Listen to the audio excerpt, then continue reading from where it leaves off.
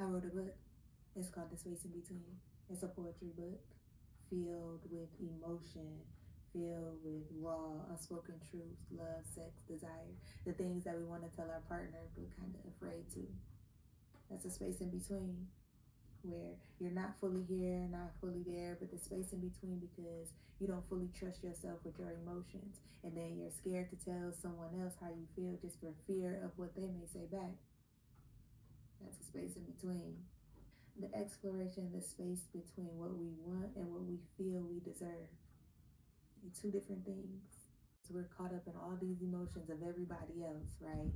And we have to deal with everybody's emotions, from family members probably calling you and telling you about their problems to your partner telling you about their friends and what happened, that sometimes we forget about our own emotions. We take on that energy and we don't even mean to at certain times, because we feel like we're helping, we can listen, right? But it only becomes a problem when you forget about your own desires, your own needs, your own emotions, how you feeling, right? And you gotta have that escape. You gotta let it out. You gotta talk to people that understand you, right? So I wrote The Space in Between. It all goes back to the space in between because we deal with so much on a daily basis as humans. Like, we deal with a lot of stuff. We're just playing our cards how they were dealt. It's a test every day. Every day you gotta wipe off those emotions and that energy from yesterday when you start a new day. You can't wake up and put that same energy back on because now your day is gonna be like yesterday. So instead, you have to make up in your mind, what do you choose? How do you want your day to go? Do you want to pick up all that negative energy from yesterday and think about it and roll it into the next day, and then now you depressed? Now you can't get up and do nothing because you have everybody else's emotions in your head that's lingering into your everyday. It's for you who's trying to get back to self-love. The space in between is for you. It's censored, it's good, and you can always revert back to poetry because poetry sees you. It's art, it's creative.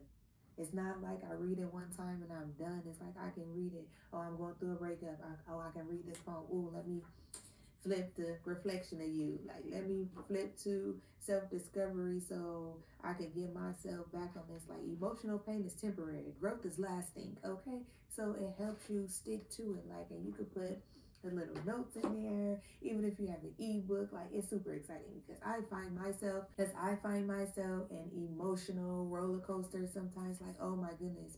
So then I'll go to my book and just like, you know what, let me emotional overload. I am feeling like an emotional overload right now. Like, let me read this and kind of bring myself down some and then write about it or express to that person how I feel to kind of get over it, if you will, in a way. Because you hold on to things too long and then it starts spiraling to something different, and then you start assuming. When you start assuming, then those assumptions most likely turn out to not even be true, because now you're the only person in your head making up these stories, right? And we all do it. And so to stop yourself from doing and making up these stories, it's like, first, hindsight is 2020. The only thing that you can do is ask that person.